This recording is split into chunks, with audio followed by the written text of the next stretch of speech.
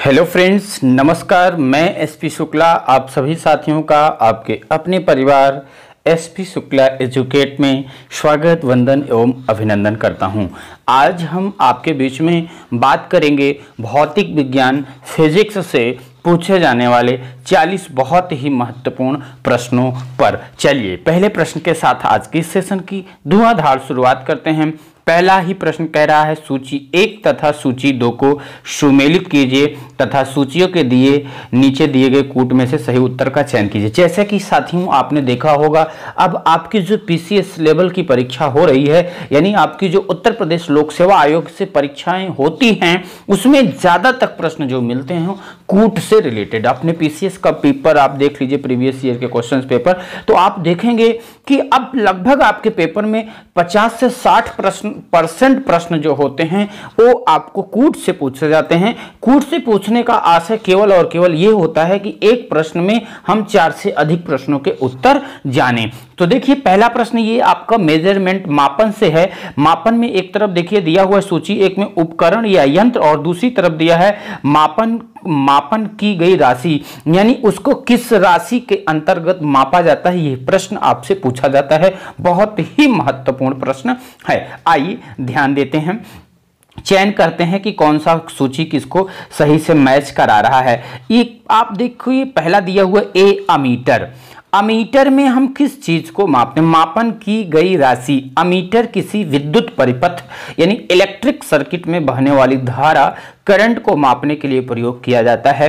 अब देखो, यानी अमीटर को आप मिलाओगे तो किसमें मिल जाएगा? विद्युत धारा यानी इलेक्ट्रिक करंट, जिसको आप इंग्लिश में बोलते हो विद्युत परिपथ, यानी इलेक्ट्रिक सर्किट में बहने वाली धारा जो होती करंट को कहती है। आपसे पूछा जाता है विद्युत धारा को किसमें नापा जाता है, तो विद्युत धारा को एम्पियर में मापा जाता है। इसको ए से भी डिनोट कर देते हैं, यानी अमीटर का जो है मापन की गई राशि क्या हो जाएगी? विद्युत धारा हो जाएगी। फिर ऑप्शन बी दिख रहा है हाइग्रोमीटर। हाइग्रोमीटर मौसम विज्ञान, जिसको हम मीटरोलॉजी कहते हैं, मीटरोलॉजी से संबंधित यंत्र है, जिसके माध्यम से वायु में आर्द्रता का मतलब होता है ह्यूमिडिटी, जो थोड़ा बहुत नमी देखते हैं आप, नमी आ जाती है ना कभी कभी मौसम में, उसी ह्यूमिडिटी को कहते हैं। वो क्या होता है? जलवाष्प बन करके, वेपर बन करके क्या होती है? उड़ने लगती है मात्रा में, और उसको बाहर निकाल लेते। तो हाइग्रोमीटर क्या हो जाएगा साथियों? मौसम विज्ञान के लिए होगा।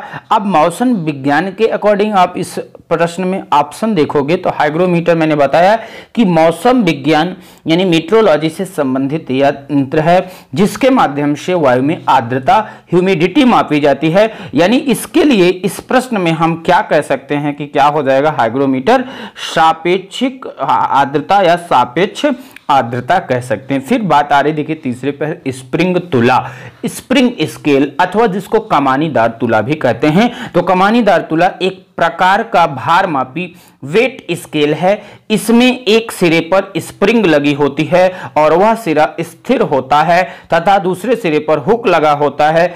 इसी हुक से किसी वस्तु को लटकाकर उसका भार ज्ञात किया जाता है। यानी स्प्रिंग में क्या किया जाता है? भार ज्ञात किया जाता है। यानी आपका दूसरा सही हो जाएगा, सी में दूसरा सही हो जाएगा। बैरोमीटर, बैरोमीटर यंत्र की सहायता से वायुमंडलीय दाब एटमॉस्फेरिक प्रेशर मापा जाता है। वैज्ञानिकों द्वारा मौसम की भविष्यवाणी जो होती है, यानी प्रेडिक्शंस करते हैं, किसके द्वारा? यह पूछा जाता है कि आज मौसम कैसा रहेगा, कैसा नहीं रहेगा। इसका जो काम करते हैं बैरोमीटर के द्वारा ही करते हैं। नहीं, बैरोमीटर से क्या नापा जाएगा? यानी मापन की गई राशि क्या हो जाएगी? दाब हो जाएगी। अब इसके अकॉर्डिंग आप देखते हैं ए में कौन सा सही है? थर्ड। तो देखो ए में कौन सा सही है? थर्ड। बी में आपको दिख रहा है, बी में कौन सा सही है? देखो हाइग्रोमीटर सापेक्ष आर्द्रता 4 हो गया, स्प्रिंग तुला भार हो गया, बैरोमीटर जो आपका है ये दाब की इकाई है। यानी option B is the right answer. यानी पहले क्वेश्चन का सही जवाब क्या हो जाएगा? Option B is the right answer हो जाएगा। आशा करता हूं कि आप सभी साथियों को ये प्रश्न बहुत अच्छे से समझ में भी आ गया होगा। इसी तरीके से प्रश्न आपकी परीक्षाओं में पूछे जाते हैं, जिनका जवाब आप देखते ही दे लेंगे। आइए आगे बढ़ते हैं अगले प्रश्न की तरफ। क्वेश्चन नंबर दूसरा, अभी हाल ही ताज में आपने देखा था कि पहले तो जो है तजाकिस्तान में भूकंप आया, तजाकिस्तान के बाद जो है भारत देश के उत्तराखंड में आया, फिर कुछ देर बाद सुनाई दिया कि दिल्ली में भी आ गया था। तो आपसे क्वेश्चन क्या पूछा जा रहा है, निम्न में से भूकंप मापी यंत्र कौन सा है, यानी भूकंप को किस मापी यंत्र के द्वारा नापा जाता है। तो बहुत ही इंपॉर्टेंट क्वेश्चन है और आसान भी है क्योंकि बहुत बार ये पूछा जा चुका है। तो भूकंप मापी यंत्र कौन सा है, सिस्मोग्राफ। सिस्मोग्राफ भूकंप, ज्वालामुखी विस्फोट, परमाणु परीक्षण व अन्य विस्फोट के कारण उत्पन्न भूगति, मोशन ऑफ ग्राउंड मापने में प्रयोग किया जाने वाला यंत्र है। रिक्टर स्केल आपने पूछा होगा, आपने देखा भी होगा इसको, रिक्टर स्केल या रिक्टर स्केल, जिसको हिंदी में आप जो भी बोल दीजिए, रिक्टर स्केल। रिक्टर स्केल एक लघु गणितीय पैमाना लॉगरिथम स्केल है जो कि 0 से लेकर के 10 के बीच संख्यांक के माध्यम से भूकंप की तीव्रता यानी इंटेंसिटी अथवा परिमाण मैग्नीट्यूड प्रदर्शित करता है। इस पैमाने पर अगली संख्या पिछली संख्या से 10 गुना अधिक परिमाण प्रदर्शित करती है। आगे चल के आपके प्रश्न, ये आपका एक तरीके से करंट का भी पूछा जा सकता है कि अभी कौन सा महीना चल रहा है, फरवरी का महीना चल रहा है। फरवरी 2021 में सबसे पहले भूकंप कहां आया, तजाकिस्तान में आया। तजाकिस्तान के अंतर्गत जो भूकंप की तीव्रता थी 5 पॉइंट समथिंग दी जाती है, ठीक है, 6 पॉइंट समथिंग थी, और लगभग पूछा जाता है कितने किलोमीटर, लगभग 80 से 82 किलोमीटर के डिस्टेंस को वह कवर करते हुए आई थी। तो यह भी प्रश्न आपसे पूछा जा सकता है। तो बिल्कुल option B is the right answer हो जाएगा। आइए बढ़ते हैं क्वेश्चन नंबर 2 के बाद क्वेश्चन नंबर 3 पर। क्वेश्चन नंबर 3 आपकी स्क्रीन पर है, शक्ति का मात्रक है।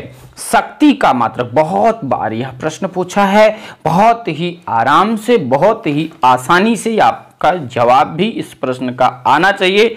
शक्ति का मात्रक क्या है साथियों, तो शक्ति का मात्रक वाट होता है। पावर जिसको कहते हो, पावर की यूनिट्स पूछी जा रही है। किसी व्यक्ति अथवा मशीन द्वारा इकाई समय यानी 1 सेकंड में किए गए कार्य अथवा उसके काम करने की दर को शक्ति अथवा सामर्थ्य कहते हैं। शक्ति को एक और इकाई से व्यक्त किया जाता है, किससे, जूल प्रति सेकंड। शक्ति की इकाई होती है जूल प्रति सेकंड अथवा वाट से भी इसे डिनोट किया जाता है, व्यक्त किया जाता है। तो option C is the right answer हो जाएगा। बहुत ध्यान से पढ़ते हुए चलिएगा साथियों, क्योंकि आपकी आगामी जो भी परीक्षाएं हैं, जैसे आपको पता है कि जूनियर के लिए भी, जूनियर एडेट के लिए भी भर्ती आ गई। तो जूनियर एडेट में जो आपके फर्स्ट पेपर होते हैं उसमें तो सारे प्रश्न आपको जो है, अगर ये प्रश्न पत्र जितने आप प्रैक्टिस कर लोगे तो सारे प्रश्न देखने को मिल जाएंगे। बात करें पीसीएस प्रारंभिक परीक्षा में, तो आपको बताना चाहूंगा 80% प्रश्न आपको प्रारंभिक परीक्षा में देखने को मिलेंगे, 100% मिल ही जाएंगे, और मेंस के लिए भी काफी चीजें कवर करेगा। तो इसलिए बहुत ध्यान से पढ़ते हुए आगे चलिएगा। आइए बढ़ते हैं क्वेश्चन नंबर 3 के बाद क्वेश्चन नंबर 4 पर। क्वेश्चन नंबर 4 आपके स्क्रीन पर है। क्वेश्चन नंबर 4, सूची 1 तथा सूची 2 को सुमेलित करना है। एक तरफ सूची 1 दिया है, एक तरफ सूची 2 दिया हुआ है। आइए मिलाते हैं। उच्च वेग, अब देखो उच्च वेग मैक, उच्च वेग की इकाई मैक यानी मैक उच्च वेग को प्रदर्शित करने का मात्रक है। एक तरफ मात्रक दिया है और एक तरफ जो है इकाई दिया हुआ है। तो देखो मैक उच्च वेग को प्रदर्शित करने का मात्रक है, तो उच्च वेग मैक दिया हुआ है, ये डायरेक्टली सही हो गया। उच्च वेग मैक, बिल्कुल। मैक संख्या, मैक नंबर, वायु में ध्वनि की गति जो होती है नापी जाती, पूछी जाती है 343 metre second, metre dash second. 343 metre dash second की तुलना में वायुयानों या अन्य वस्तुओं की गति प्रदर्शित करती है, यह भी पूछा जाता है। फिर इसके बाद है तरंग दैर्ध्य। तरंग दैर्ध्य पुनरावृत्ति आपने पढ़ा होगा, सुना होगा। तरंग दैर्ध्य किसमें नापा जाता है, तो कोई तरंग जितनी दूरी स्वयं को पुनरावृत्ति यानी रिपीट करती है, वह दूरी उस तरंग का तरंग दैर्ध्य, जिसको इंग्लिश में वेवलेंथ बोलते हैं, वेवलेंथ कहलाती है। इसे एंगस्ट्रॉम से प्रदर्शित करते हैं, या इसे तरंग दैर्ध्य को एंगस्ट्रॉम में मापा जाता है। एंगस्ट्रॉम को इसी तरीके ए लिख करके ऊपर बिंदी से प्रदर्शित किया जाता है। एक एंगस्ट्रॉम बराबर जो है 10 की पावर 10 मीटर होता है। यह भी क्वेश्चन पूछा जाता है। 1 एंगस्ट्रॉम बराबर कितना मीटर? 10⁻⁻10 मीटर होता है। 1 एंगस्ट्रॉम में कितना माइक्रोन होता है पूछा जाता है। जैसे आपको पता है 1 माइक्रोन बराबर 10⁻⁻6 मीटर होता है, और 1 एंगस्ट्रॉम में जब करोगे तो 10⁻⁻4 हो जाएगा। तो ये भी प्रश्न आपसे पूछ लिए जाते हैं ट्रांसफर करने के लिए, तो आपको जानते रहना है। फिर इसके बाद आता है दाब। दाब की इकाई दिया हुआ है पास्कल। वेरी गुड, बिल्कुल सही है। देखिए दाब होता क्या है? किसी सतह पर प्रति इकाई क्षेत्रफल पर लंबवत परपेंडिकुलर लगने वाले बल को दाब यानी प्रेशर कहते हैं। दाब को पास्कल में व्यक्त करते हैं। और 1 पास्कल बराबर कितना होता है? कभी कभी पूछ लिया जाता है। 1 पास्कल बराबर होता है 1 न्यूटन प्रति मीटर स्क्वायर। कितना होता है साथियों? 1 पास्कल बराबर 1 न्यूटन प्रति मीटर स्क्वायर होता है। फिर अगला आपका है जल प्रवाह। जल प्रवाह की इकाई क्या होती है? क्यूसेक होती है। क्या होती है? क्यूसेक। क्यूसेक क्या होता है आपको बताना चाहूंगा। क्यूबिक फीट प्रति सेकंड का संक्षिप्त रूप होता है। अगर इसको आपने देखा होगा इसी तरह CUSEC, इसका मतलब फुल फॉर्म होता है क्यूबिक फीट प्रति सेकंड।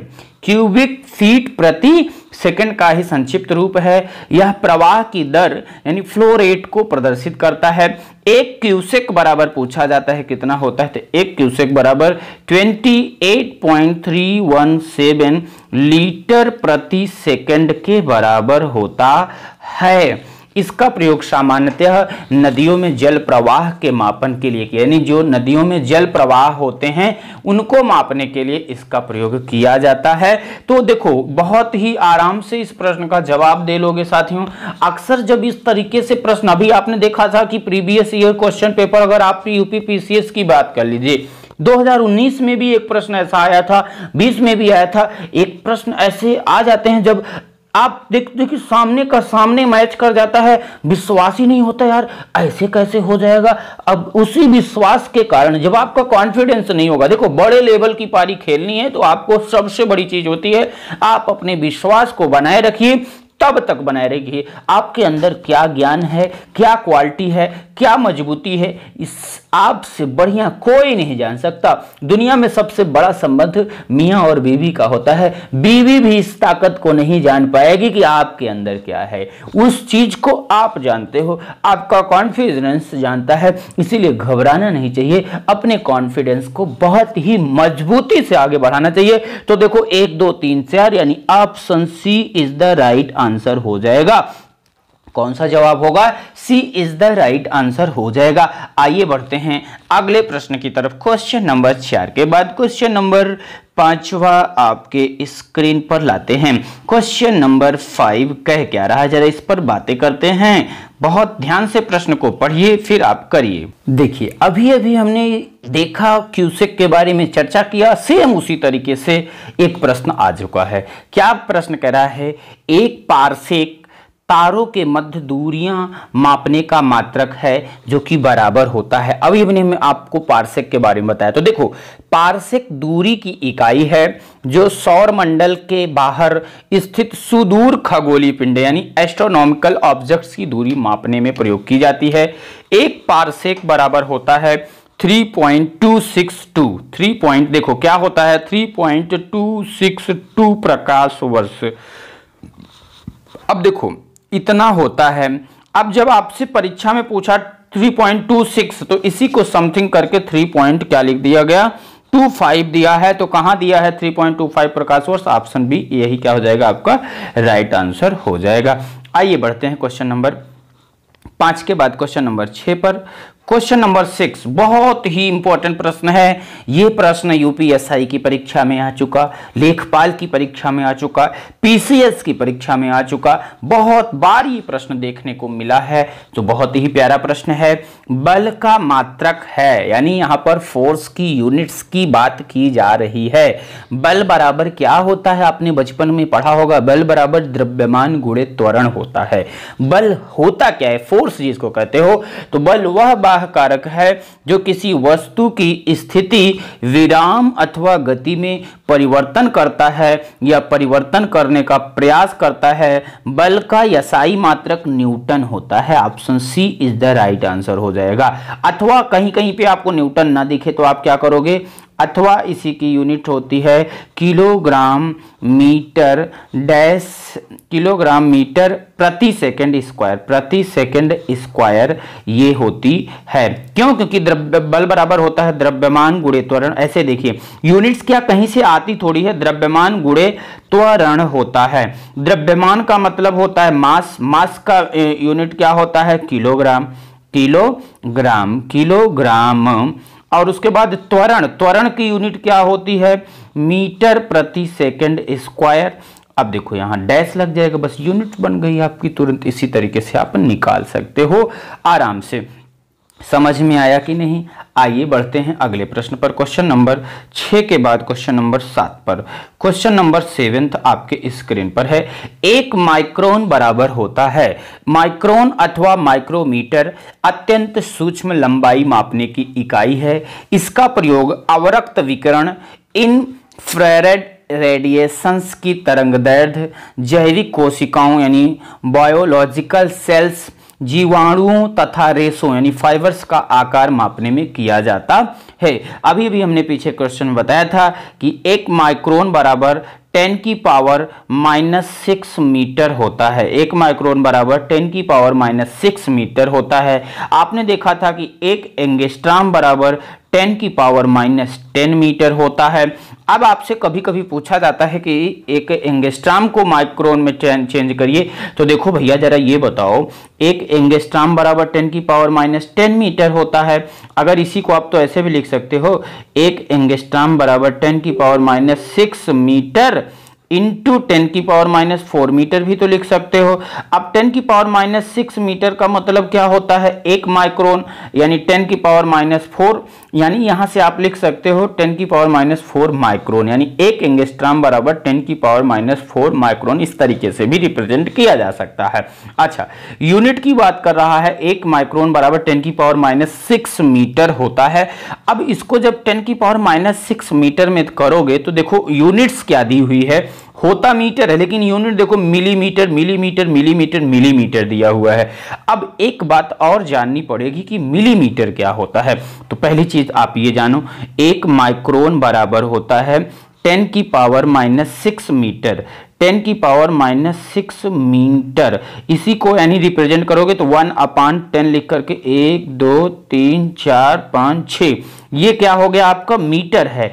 अब जब मीटर को मिलीमीटर में चेंज करते हो तो आपको पता है साथियों 1 मीटर बराबर कितना मिलीमीटर होता है, तो आप कहोगे गुरुजी आप गुणा कर दोगे 1000 मिलीमीटर। 1 लीटर बराबर 1000 मिलीमीटर होता है। तो यहां पे क्या करोगे 1/1, ये आपका 1 2 3 4 5 6 गुणे क्या कर दोगे आप 1000 से गुणा कर दोगे, तो ये 3 जीरो ले डूबेगा, यानी बचेगा क्या 1/1000। अब ये किसमें बच गया, मिलीमीटर, मिलीमीटर हो गया।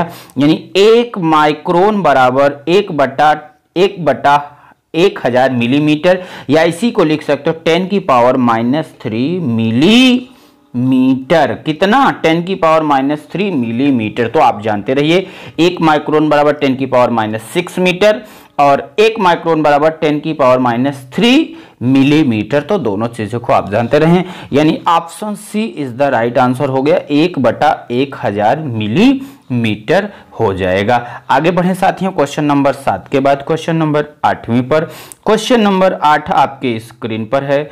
बहुत ही प्यारा प्रश्न है, बहुत ही ध्यान से सुनिए। देखिए फिजिक्स, केमिस्ट्री या साइंस के जो बैकग्राउंड के क्वेश्चंस आपकी परीक्षाओं में पूछे जाते हैं साथियों, बहुत ज़्यादा आपको डीप में जाके पढ़ने की आवश्यकता नहीं है कि उनकी थ्योरी आप बहुत पढ़ो। थ्योरी पढ़ने में आप टाइम मत वेस्ट करिएगा। आपसे मैं सजेशन करूंगा कि क्वेश्चंस प्रैक्टिस करिए, कुछ चीजें हैं जिनकी थ्योरी पढ़ना जरूरी है, उनके बारे में, जैसे आपका हिस्ट्री हो गया ना, ज्योग्राफी भी आपका हो गया, उसको पढ़ना जरूरी है। लेकिन अब उसके अलावा जैसे आपका पॉलिटी हो गया, उसको भी आप थ्योरी पढ़ सकते हो। लेकिन इसके अलावा जो आपके और विषय हैं उसमें बहुत ज्यादा थ्योरी का कोई बड़ा रोल नहीं, क्योंकि बचपन से आप थ्योरी बहुत पढ़ते चले आ रहे हैं। क्वेश्चन नंबर 8 पर देखते हैं क्या कह रहा है। न्यूटन का गति का पहला नियम किससे संबंधित है। न्यूटन के गति के पहले नियम को जड़त्व का नियम, लॉ ऑफ इनर्शिया भी कहते हैं। तो आपको दिया है ऑप्शन डी, बिल्कुल जड़त्व का नियम। क्या, जड़त्व का नियम, लॉ ऑफ इनर्शिया भी कहते हैं।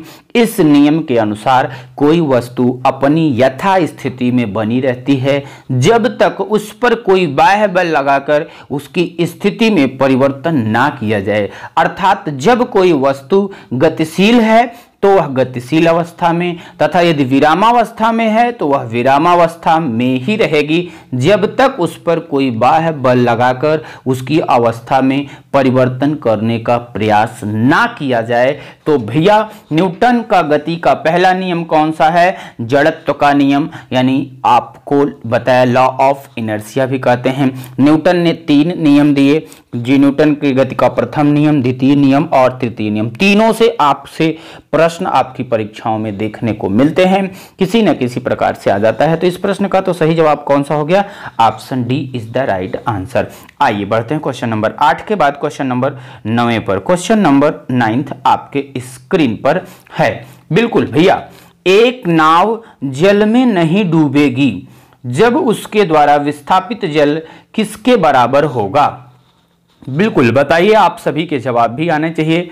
आप सभी भैया, रामू हो गए, हमारे रामू भैया हो गए, विक्रांत यादव जी हो गए, मदन हो गए, जितने भी साथी देख रहे हो, बिल्कुल आपको जवाब आना चाहिए। एकदम आराम से आहिस्ता आहिस्ता आप चीज़ों को, कुछ पॉइंट्स नोट करते चलिए। बाकी इसका पीडीएफ आपको मिल ही जाता है, आप डाउनलोड कर ही लेते हैं, तो वहाँ से भी आप कर लेते हैं। बहुत ज़्यादा छापने की जरूरत नहीं, हाँ, लेकिन पेन कॉपी लेके बैठा करिए।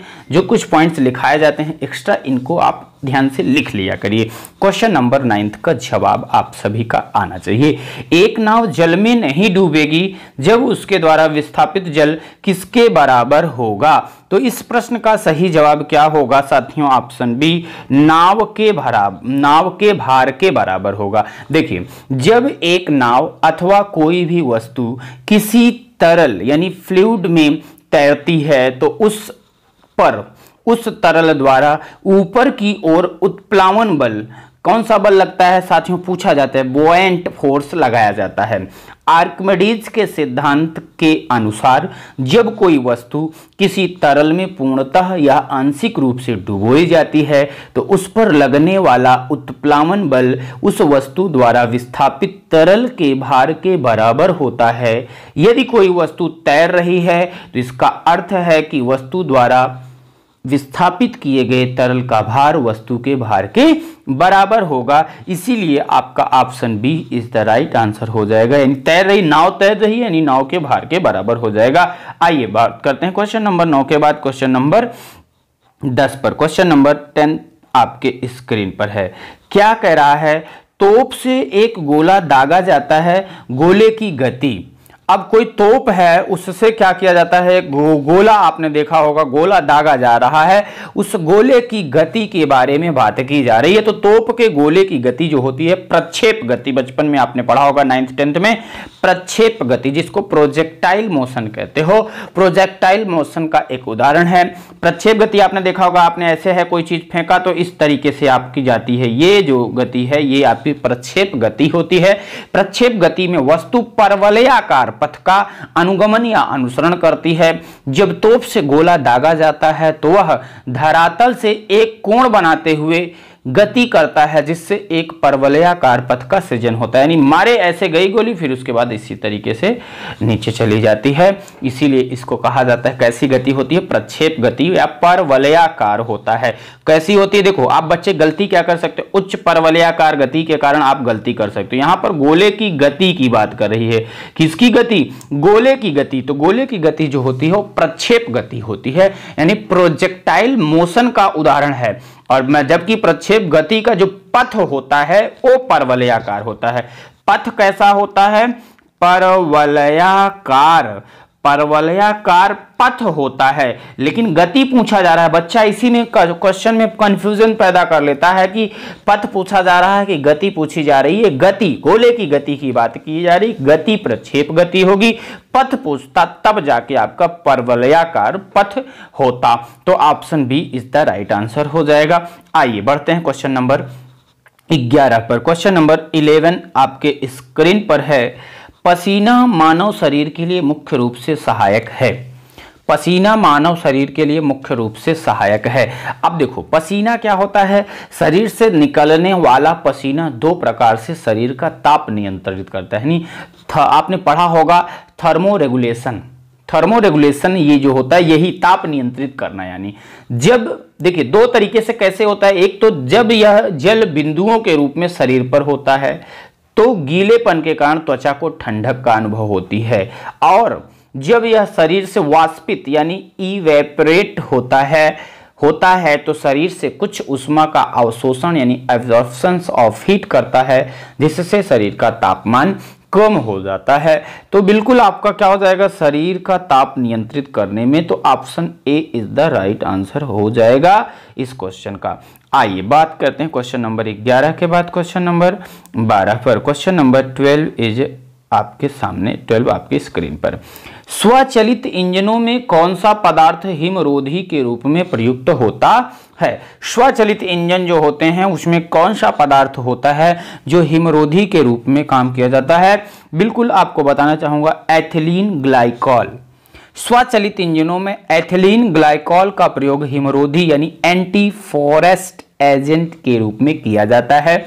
जब जल के साथ एथिलीन ग्लाइकॉल को मिलाया जाता है तो मिश्रण का हिमांक फ्रीजिंग पॉइंट 0 डिग्री सेंटीग्रेड, कितना 0 डिग्री सेंटीग्रेड घट जाता है, जिससे तापमान बहुत कम हो जाने पर भी इंजनों में पानी नहीं जमता। हिमरोधी के रूप में एथिलीन ग्लाइकॉल का प्रयोग प्रायः ठंडे देशों में किया जाता है ताकि बहुत कम तापमान में भी गाड़ियों का प्रचालन सुचारू रूप से किया जा सके। जैसे मान लीजिए जम्मू कश्मीर का एरिया हो गया आपका, जो है जैसे जहां पर बर्फ बहुत पड़ती है, जहां पर ठंडी बहुत है, अगर वहां पर स्वचालित इंजन में जो है एथिलीन ग्लाइकॉल नहीं मिलाया जाएगा तो उसका पता लगा पेट्रोल हो गया या डीजल हो गया, वो खुद ही बर्फ बन जाएगा। अब बेचारा जब खुद ही बर्फ बन जाएगा तो बताओ ईंधन का काम नहीं करेगा, गाड़ी चल ही नहीं पाएगी। ठीक है ना, समझ में आया कि नहीं? तो option B is the right answer हो जाएगा। बहुत इंपॉर्टेंट प्रश्न है, पूछा जा सकता है। एथिलीन ग्लाइकॉल आपको ध्यान से याद रहना चाहिए क्योंकि इस बार आपको पीसीएस की परीक्षा टॉप करनी है। आइए बात करते हैं क्वेश्चन नंबर 13 पर। क्वेश्चन नंबर 13 आपके स्क्रीन पर है। क्वेश्चन नंबर 13 क्या हो रहा है भैया, जल्दी से बताइए। क्वेश्चन नंबर 13, एक स्वस्थ मनुष्य के शरीर का तापमान होता है। एक स्वस्थ व्यक्ति यानी एक हेल्दी व्यक्ति, हेल्दी पर्सन जो होता है उसके शरीर के ताप की बात की जा रही है।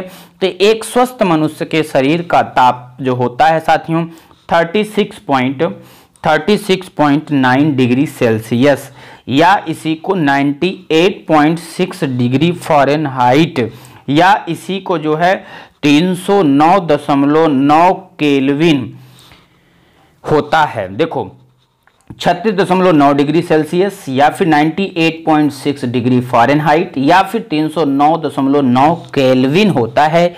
एक सामान्य शरीर का तापमान जो होता है वो 97 डिग्री फ़ारेनहाइट से 36.1 डिग्री सेंटीग्रेड से, यानी देखो इसको आप ऐसे देख लो जो अब यहाँ पर देखो क्वेश्चन मैंने क्या किया कि एक स्वस्थ, ये स्वस्थ व्यक्ति की बात मैं कर रहा हूं। एक स्वस्थ मनुष्य के शरीर का तापमान जो होता है वो मैंने बात किया 36.9 डिग्री सेल्सियस। 36.9 डिग्री सेल्सियस को अगर आपको फ़ारेनहाइट में चेंज करने के लिए दिया जाए तो 98.6 डिग्री फ़ारेनहाइट हो जाएगा। इसको केल्विन में चेंज करने के लिए कहा जाए तो 309.9 केल्विन हो जाएगा। लेकिन यही प्रश्न आपसे पूछा जाता है, कई बार पूछा जाता है, एक सामान्य स्वस्थ शरीर का तापमान। तो आइए भैया यहां से देख लीजिए, एक सामान्य स्वस्थ स्वस्थ शरीर का तापमान। अब देखो, एक सामान्य स्वस्थ शरीर के तापमान की बात की जाती है तो 36.1 डिग्री सेल्सियस, या इसी को आप फ़ारेनहाइट में चेंज करोगे तो हो जाएगा 97 डिग्री फ़ारेनहाइट से लेकर के, अब देखो 36.1 डिग्री सेल्सियस या 97 डिग्री फ़ारेनहाइट से लेकर के आपको बताना चाहूंगा 37.2 डिग्री सेल्सियस या फिर 99 डिग्री फ़ारेनहाइट या 99 डिग्री फ़ारेनहाइट के बीच रहता है। यदि शरीर का तापमान 104.4 डिग्री फ़ारेनहाइट 104.4 डिग्री फ़ारेनहाइट यानी 38 डिग्री सेल्सियस से अधिक होता है तो कहा जाता है कि क्या हुआ है, बुखार। ऐसी स्थिति को बुखार यानी फीवर माना जाता है। कैसी स्थिति को? यदि शरीर का तापमान 38 डिग्री सेल्सियस या 104.4 डिग्री फ़ारेनहाइट है तो ऐसी स्थिति को बुखार की स्थिति मानी जाती है। अब क्वेश्चन को आप जरा देखो, एक स्वस्थ मनुष्य के शरीर का तापमान होता है, अब यहाँ पर लगभग सी बातें दिया है, 37 degree Celsius, 37 degree Fahrenheit, 98.4 degree Celsius, 98.4 degree Celsius. तो भैया अभी अभी आपने देखा कि एक स्वस्थ मनुष्य के शरीर का तापमान 36.9 डिग्री सेल्सियस या 98.6 डिग्री फ़ारेनहाइट होता है, यानी इसको हम क्या मान लेंगे, 37 डिग्री सेल्सियस क्या मान लेंगे, एक पॉइंट में कम है तो इसीलिए क्या हो जाएगा, option A is the right answer हो जाएगा। आगे बढ़ते हैं साथियों, चलिए बहुत ही अच्छा प्रश्न है। कई बार चेंज करने के लिए दे दिया जाता है कि इतना है इसको इसमें चेंज करिए, तो आपको फॉर्मूला पता है, उस फॉर्मूले की मदद से आप कर लेते हैं, ठीक है। तो दोनों तरीके से आपसे क्वेश्चन जिस तरीके से पूछा जाएगा आप कर लेंगे। आइए बात करते हैं हम क्वेश्चन नंबर 14 पर। एक ही बहुत ही प्यारा प्रश्न है, सिविल में पूछा हुआ प्रश्न।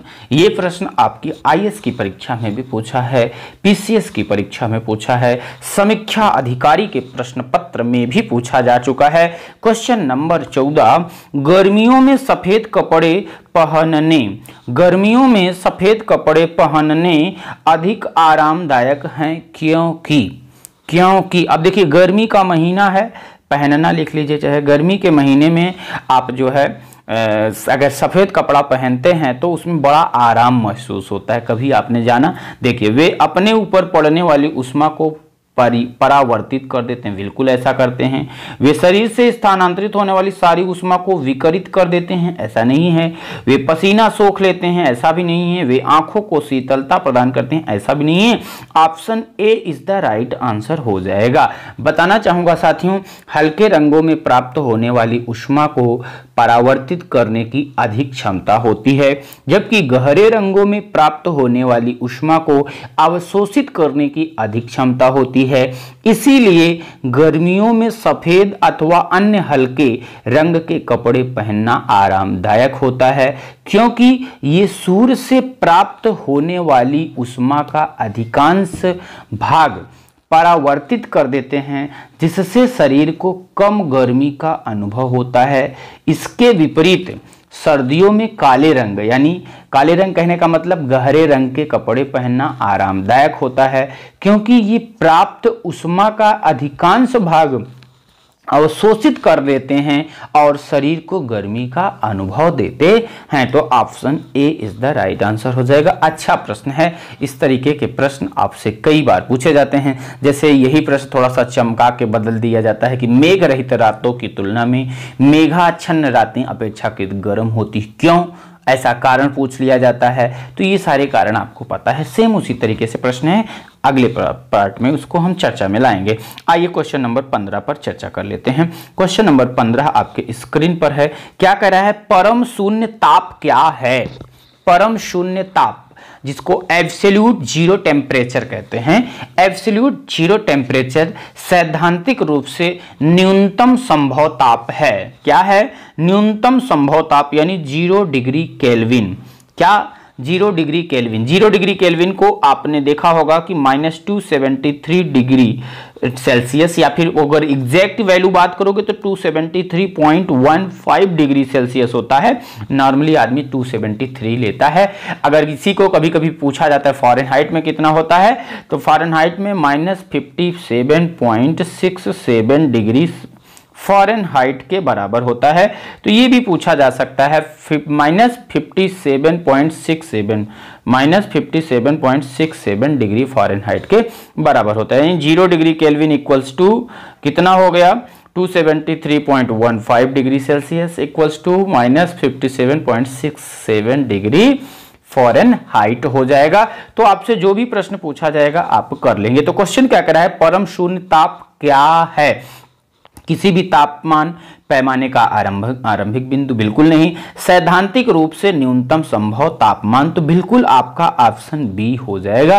यानी परम शून्य ताप, एब्सोल्यूट जीरो टेम्परेचर, सैद्धांतिक रूप से न्यूनतम संभव ताप है। क्या है साथियों? न्यूनतम संभव ताप है। तो B is the right answer हो जाएगा। आइए बात करते हैं क्वेश्चन नंबर 15 के बाद हम क्वेश्चन नंबर 16 पर। क्वेश्चन नंबर 16 आपके स्क्रीन पर है।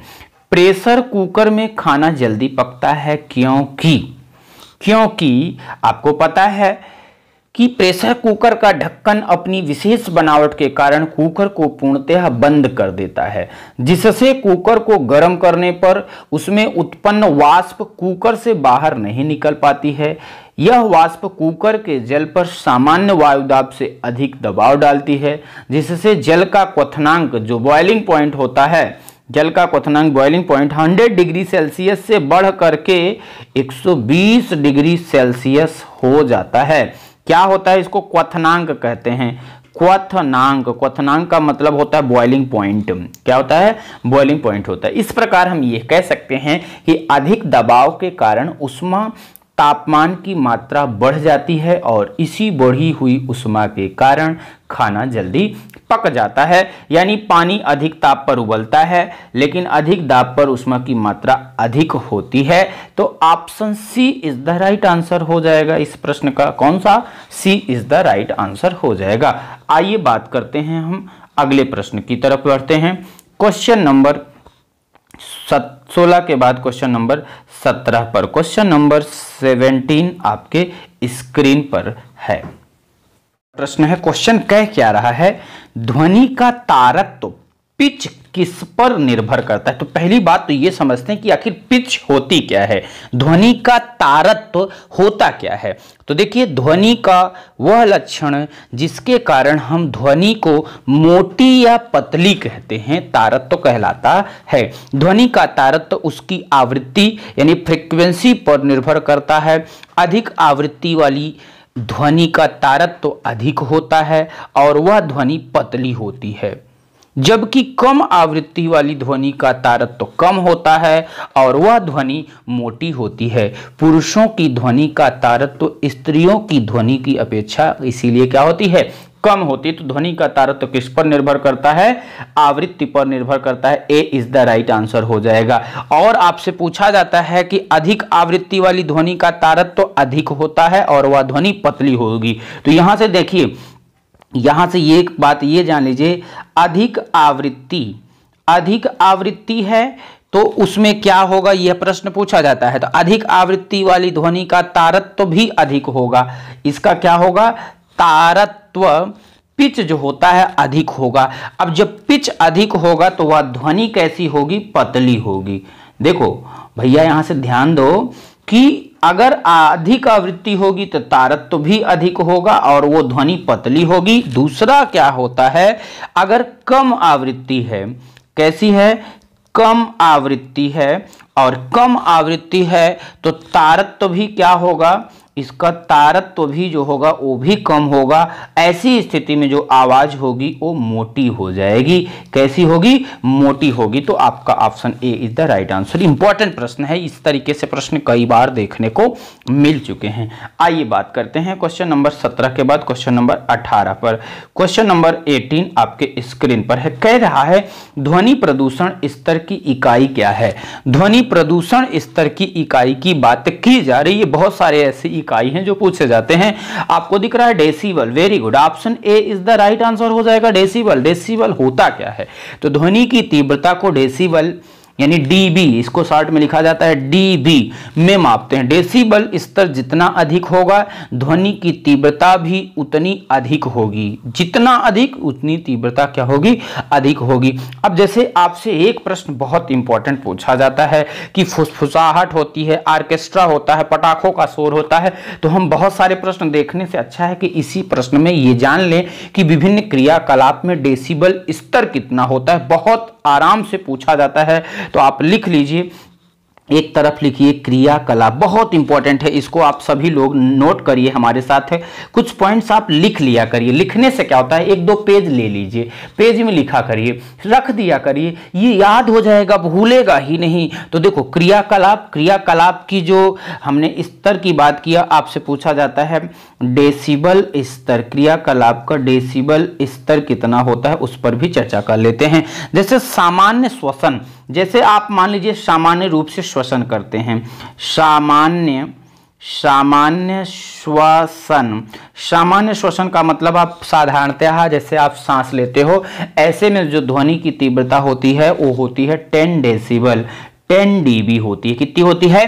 10 डीबी होती है। अगर मान लो दो व्यक्ति आपस में बहुत धीरे धीरे बोलना चाहते हैं, फुसफुसाहट कह दो, बहुत कहते हैं ना कोई किसी को सुनाई नहीं दे, कानों कान, तो उसको कहते हैं फुसफुसाहट।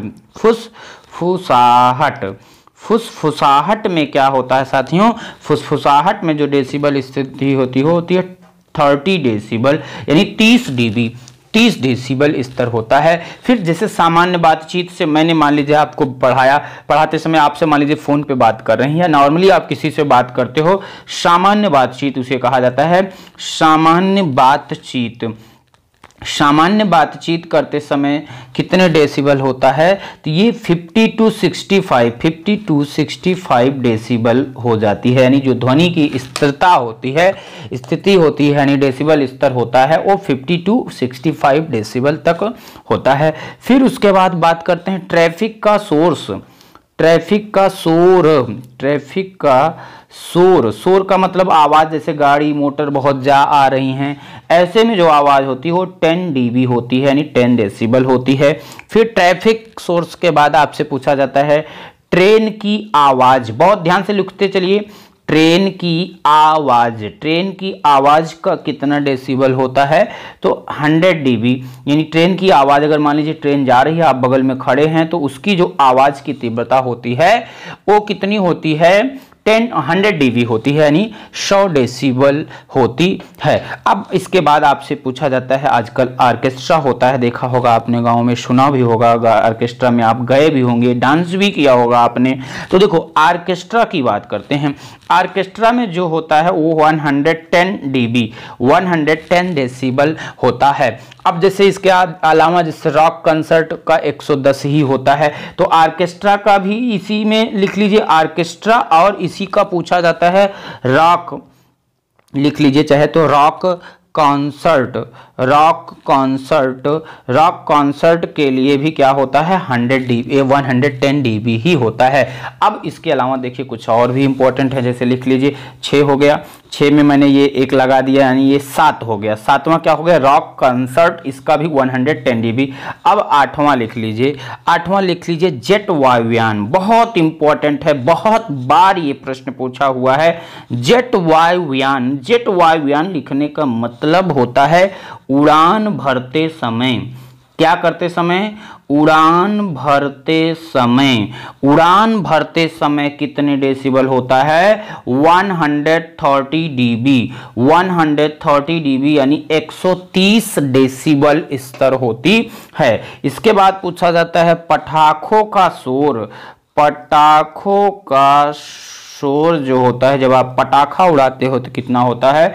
145 डीबी, 145 डीबी होता है। और एक और लिख लीजिए कोई रॉकेट जब लॉन्च किया जाता है उस समय रॉकेट लॉन्च में जो होता है वो होता है भैया 180 डेसिबल, 180 डेसिबल। तो ये पूछा जाता है। सामान्य श्वसन 10 डीबी, फुसफुसाहट 30 डीबी, सामान्य बातचीत 50 to 65 डीबी, ट्रैफिक का सोर्स 80 डीबी, ट्रेन की आवाज 100 dB, orchestra 110 dB, rock concert 110 dB, jet वायुयान या उड़ान भरते समय जो आप वायुयान को देखते हो 130 dB, पटाखों का सोर्स 145 dB और रॉकेट लॉन्चर जो होता है लॉन्च किया जाता है उस समय 180 dB होता है। तो ये आपका अच्छा प्रश्न था। प्रश्न तो नॉर्मली पूछा था कि ध्वनि प्रदूषण स्तर की इकाई क्या होती है, डेसिबल होती है। क्या होती है साथियों, डेसिबल। फिर से बता देना चाहूंगा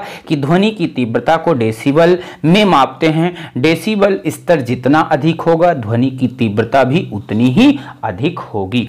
आइए बढ़ते हैं हम क्वेश्चन नंबर 18 के बाद क्वेश्चन नंबर 19 पर।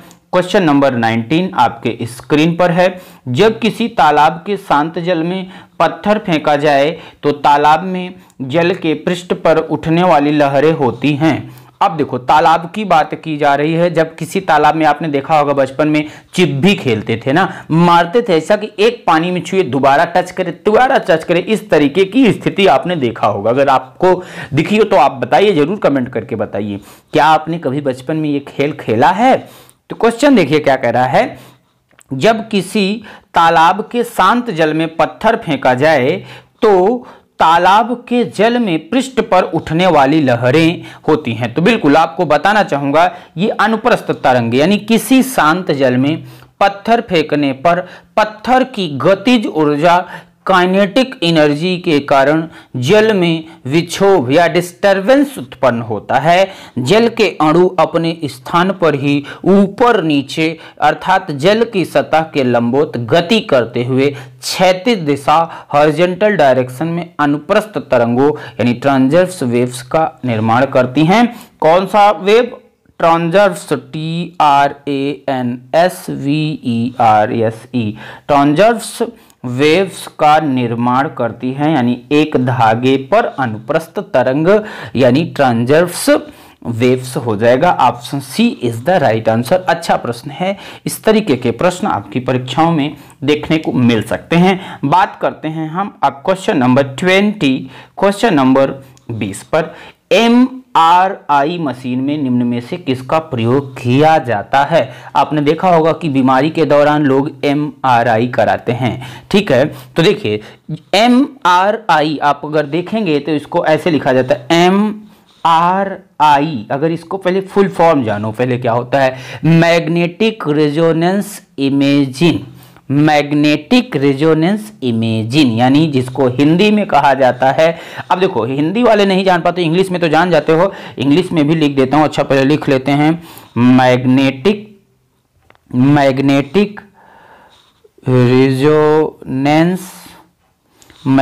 रेजोनेंस इमेजिंग यानी MRI का फुल फॉर्म हुआ। हिंदी में इसको कहा जाता है चुंबकीय अनुवाद चित्रण। चुंबकीय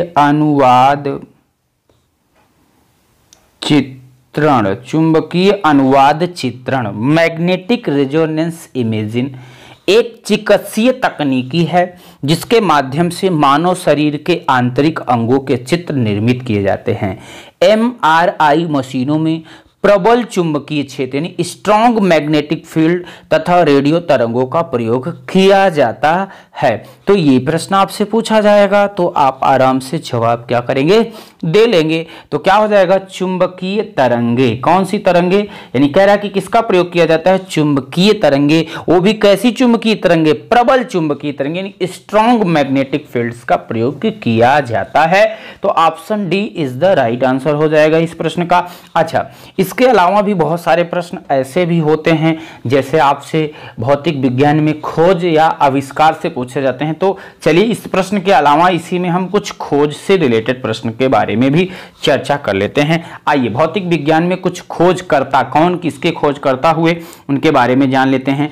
जैसे गति विषयक नियम, गति, ये नोट कर लीजिए, अलग से पॉइंट बना के लिख लीजिए, गति विषयक नियम। गति विषयक नियम के खोजकर्ता कौन हैं या आविष्कारकर्ता कौन है साथियों, ये हैं आपके आइजैक न्यूटन।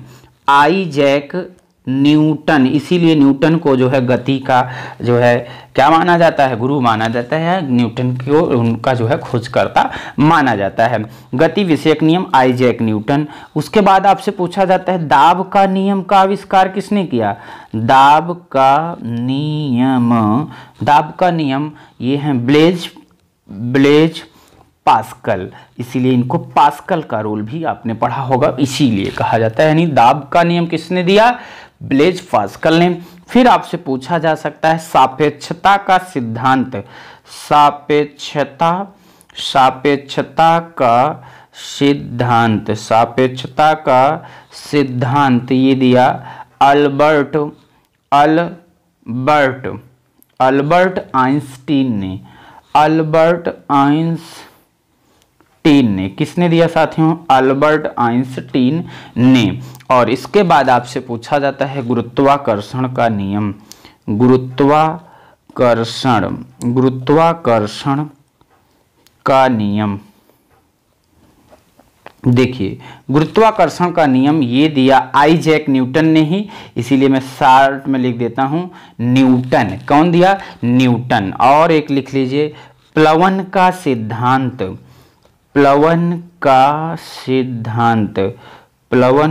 सिद्धांत ये दिया आर्किमिडीज। ये तो आपको पता ही होगा, फिर भी लिख लीजिए आर्किमिडीज। और इसके बाद जो है एक और दो लिख लीजिए, छठा लिख लीजिए सेल्सियस पैमाना। कौन सा पैमाना, सेल्सियस पैमाना के खोजकर्ता या आविष्कारकर्ता कौन है भैया, आपको पता होना चाहिए एंडर्स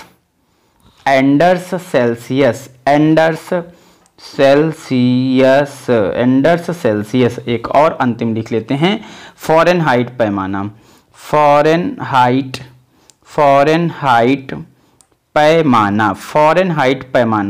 इस फ़ारेनहाइट पैमाना के खोजकर्ता कौन है साथियों, डेनियल गैब्रियल फ़ारेनहाइट।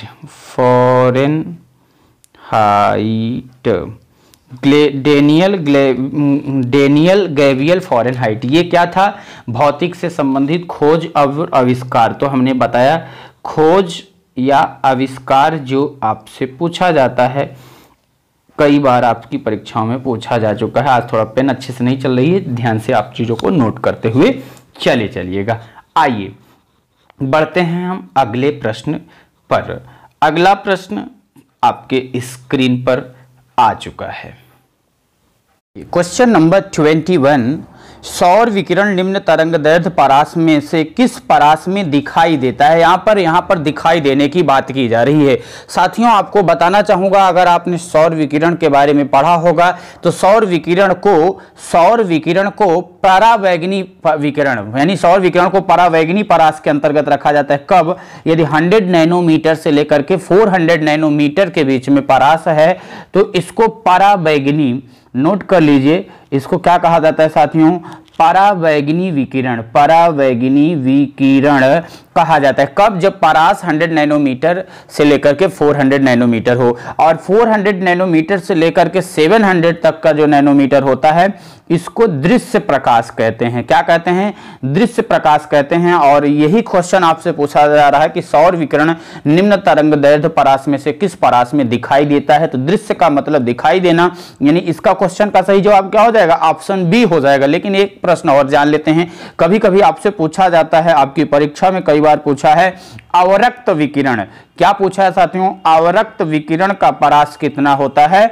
तो 700 नैनोमीटर से लेकर के 10⁶ नैनोमीटर तक जो परास होता है इसको अवरक्त विकिरण के नाम से जाना जाता है। तो इस प्रश्न का तो जवाब आपने ऑप्शन बी देख ही लिया है। बढ़ते हैं क्वेश्चन नंबर 21 के बाद क्वेश्चन नंबर 22 पर। क्वेश्चन नंबर 22 आपके स्क्रीन पर है। क्वेश्चन कह रहा है कि प्रकाश की गति किस माध्यम में न्यूनतम होती है। अब यहां प्रकाश की गति की बात की जा रही न्यूनतम। देखो आपको बताना चाहूंगा साथियों, माध्यम का अपवर्तनांक जितना कम होता है प्रकाश की गति उतनी ही अधिक होगी। अब यहां कह रहा है कि प्रकाश की गति किस माध्यम में न्यूनतम होगी। अब प्रकाश की गति न्यूनतम होगी तो मतलब अपवर्तनांक क्या होगा, अधिकतम होगा। तो सबसे पहले प्रश्न हमारा यही बनता है कि हम ये जाने कि अपवर्तनांक आखिर होता क्या है, अपवर्तनांक क्या होता है उसके बारे में जान लें। चलिए, जैसे आपको दिख रहा है कांच, कांच का अपवर्तनांक कितना होता है साथियों, 1.52 हो गया कांच का अपवर्तनांक। निर्वात का अपवर्तनांक कितना होता है, 1.0 यानी 1 ले लो होता है। जल का अपवर्तनांक कितना होता है, तो आपको पता होगा कि जल का अपवर्तनांक 1.3 होता है। फिर बचा वायु, वायु का अपवर्तनांक 1.0003 होता है। ये देखो अपवर्तनांक है। हमने आपको बताया क्या कि माध्यम का अपवर्तनांक, यहां पर लिख लीजिए, चाहे तो ऐसे लिख लीजिए, अपवर्तनांक जितना कम होगा तो प्रकाश की गति क्या होगी, प्रकाश की गति जो होगी उतनी ही अधिक होगी। अब देखो ये अपवर्तनांक कम तो प्रकाश की गति क्या हो रही है, अधिक। अगर मान लो भैया कल को अपवर्तनांक ज्यादा होगा, अपवर्तनांक ज्यादा होगा, आप साइड करने का मतलब ज्यादा, अपवर्तनांक ज्यादा होगा तो प्रकाश की जो गति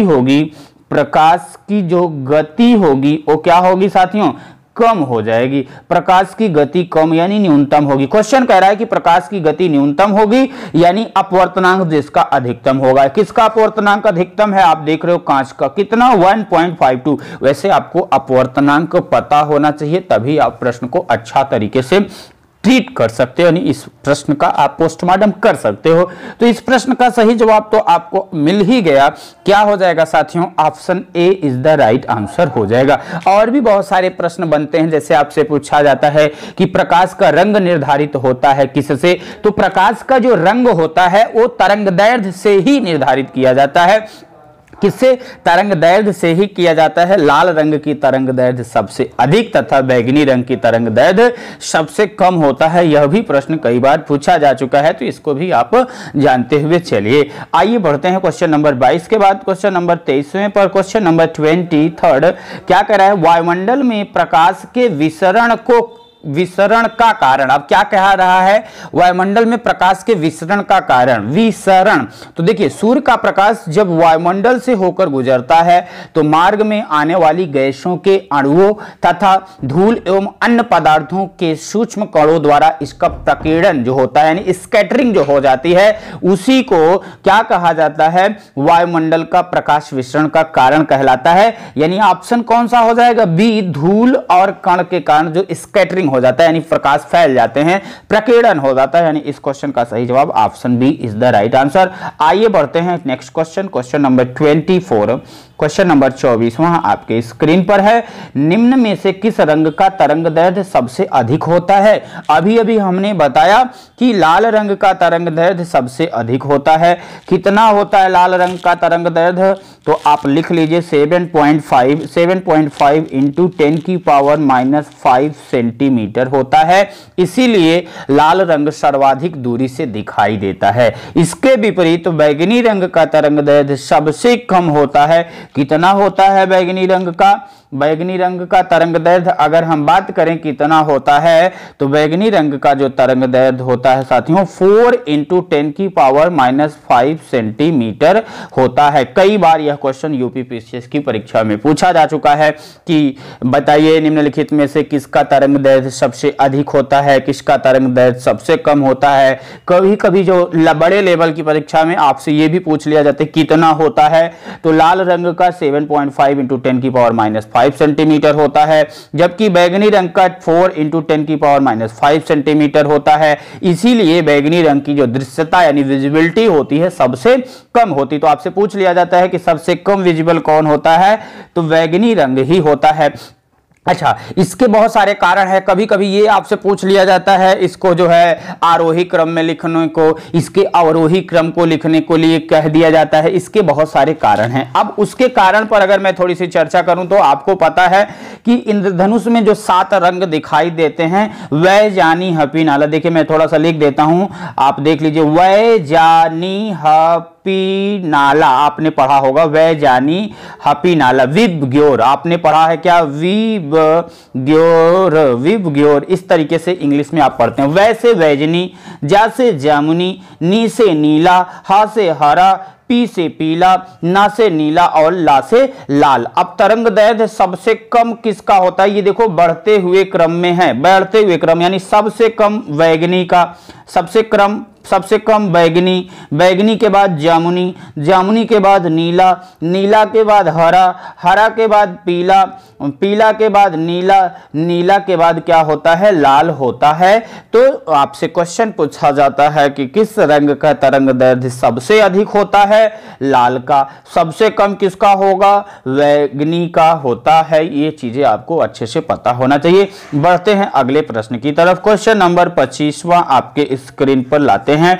क्वेश्चन नंबर 25, एक तराशा हुआ हीरा चमकीला दिखाई देता है, कारण बताइए। इसका कारण बिल्कुल बिल्कुल आराम से आसान सा प्रश्न है। हीरे का जो अपवर्तनांक होता है यानी रिफ्रैक्टिव इंडेक्स उच्च होता है। इसकी कटाई या तराशी इस प्रकार होती है कि जब कोई प्रकाश किरण यदि इसके अंदर से गुजरती है तो बाहर निकलने से पहले अनेक बार उसका पूर्ण आंतरिक परावर्तन हो जाता है। इसी कारण हीरा अत्यंत चमकीला दिखाई देता है। तापीय, अब देखो जरा आप इसका बताइए, जवाब दीजिए, इस क्वेश्चन का जवाब दीजिए। इसकी आणविक संरचना के कारण नहीं, प्रकाश से तापीय ऊर्जा नहीं, तापीय ऊर्जा से जैव रासायनिक, ये थोड़ा सा इसमें ऑप्शन क्या है गलत हो गया है, ये ऑप्शन थोड़ा सा इसको मैच कर लीजिएगा। यहां पर जो आपका ऑप्शन जो दूसरा था इसमें टाइपिस्ट ने थोड़ा सा दूसरा लिख दिया है, तो इसका क्या हो जाएगा, आप लिख लीजिए पूर्ण आंतरिक परावर्तन के कारण, पूर्ण आंतरिक परावर्तन के कारण, किसके कारण, पूर्ण आंतरिक परावर्तन के कारण ऐसा होता है। तो इस क्वेश्चन में ऑप्शन सी था, जो आपको पीडीएफ मिलेगा, पीडीएफ फॉर्मेट में, वहां पर एकदम पूरा प्रूफ रीडिंग रहेगा।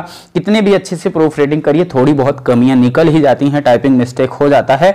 आइए आगे बात करते हैं, हम अगले प्रश्न की तरफ बढ़ते हैं। क्वेश्चन नंबर 25 के बाद क्वेश्चन नंबर 26 पर क्वेश्चन नंबर 26 कह रहा है, कौन सा रंग इंद्रधनुष के मध्य में दिखाई देता है। देखो ये प्रश्न पूछ लिया ना आपसे प्रश्न। मैंने बताया कि इस तरीके से प्रश्न आपकी परीक्षाओं में देखने को मिलते हैं और बहुत अच्छे लेवल के प्रश्न आपको देखने को मिलते हैं, बच्चा गलत कर देता है।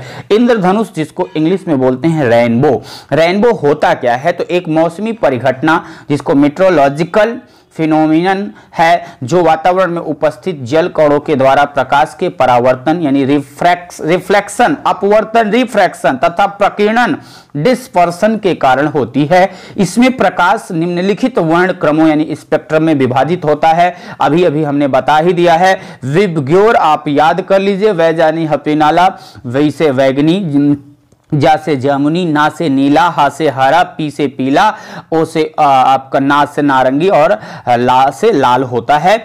ठीक है, अगर आप इंग्लिश में भी याद करना चाहते हो तो ऐसे भी याद करते हो। विबग्योर, वी हो गया आपका, वी आया, वी आई, वी ब ग्योर, फिर उसके बाद हो जाता है वैगनी हो गया, जामुनी होता है, वी आई, और उसके बाद पूरा अच्छा कैपिटल में ही लिख देता हूं, देखिए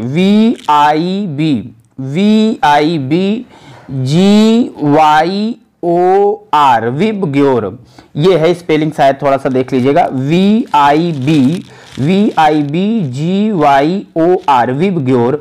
वी से होता है वॉयलेट, मैं लिख देता हूं, अच्छा इंग्लिश में भी लिख देता हूं, वी से होता है वॉयलेट, वॉयलेट का मतलब होता है बैगनी। आई का मतलब होता है इंडिगो, आई का मतलब होता है इंडिगो, इंडिगो का मतलब होता है जामुनी, और इस बी का मतलब होता है ब्लू, ब्लू, ब्लू का मतलब होता है नीला, और उसके बाद जी से होता है ग्रीन, ग्रीन का मतलब होता है हरा, वाई का मतलब होता है येलो, वाई का मतलब क्या होता है येलो, YELLOW, येलो का मतलब होता है पीला, और ओ का मतलब होता है ऑरेंज, ऑरेंज का मतलब होता है संतरी या संतरा। अब यहाँ ऑरेंज लिखने का संतरी संतरा नहीं करेंगे, नारंगी हो जाएगा, और आर का मतलब होता है रेड। अब आपसे क्वेश्चन क्या कह रहा है कि इंद्रधनुष के मध्य में बीच में दिखाई दे, देखो 3 इधर 3 इधर, टोटल 7 होते हैं, तो बीच में कौन सा है जी का मतलब क्या होता है ग्रीन, ग्रीन का हिंदी में कहते हैं हरा, यानी option B is the right answer हो जाएगा। इसी प्रश्न को आपसे ये भी कह सकता था कि इसको बढ़ते क्रम में लिखिए या इसको घटते क्रम में लिखिए, तो चीजों को आप कर सकते हैं। यदि आपको इसका क्रम पता होगा, इसका नाम अच्छे से पता होगा, तो चीजों को बहुत बेहतर कर सकेंगे। आइए बढ़ते हैं क्वेश्चन नंबर 26 के बाद क्वेश्चन नंबर 27 पर। क्वेश्चन नंबर 27, निकट दृष्टि दोष को ठीक किया जाता है। अब देखिए दृष्टि दोष क्या होता है, जब आंखों में आपकी कमियां हो जाती हैं। बात यहां पर निकट दृष्टि की कर रहा है, यानी मायोपिया इंग्लिश में बोलते हैं इसको, देखो myopia, myopia or near SIGHTEDNE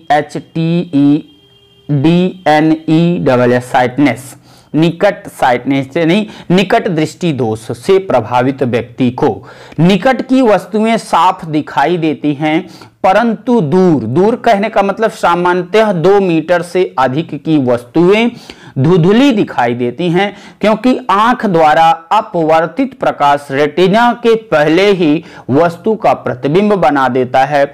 निकट दृष्टि दोष को दूर करने के लिए अवतल लेंस, कॉन्केव लेंस का उपयोग किया जाता है, यानी इसमें कौन सा हो जाएगा उत्तल लेंस का प्रयोग करके। आपका सही जवाब क्या हो जाएगा, उत्तल लेंस का प्रयोग करके। अच्छा, अब दूरदृष्टि दोष को दूर करने के लिए किस लेंस का प्रयोग किया जाता है, उत्तल लेंस का प्रयोग किया जाता है, यानी कॉन्वेक्स मिरर का प्रयोग किया जाता है। आपसे कई बार ये प्रश्न पूछा जा चुका है कि दूरदृष्टि को दूर करने के लिए किसका किया जाता है, उत्तल लेंस का प्रयोग किया जाता है। निकट दृष्टि दोष को दूर करने के लिए अवतल लेंस का प्रयोग किया जाता है। निकट दृष्टि दोष की दूरी कितनी होती है, 0.25 मीटर होती है। यह भी कई बार आपसे आपकी परीक्षाओं में पूछा जा चुका है।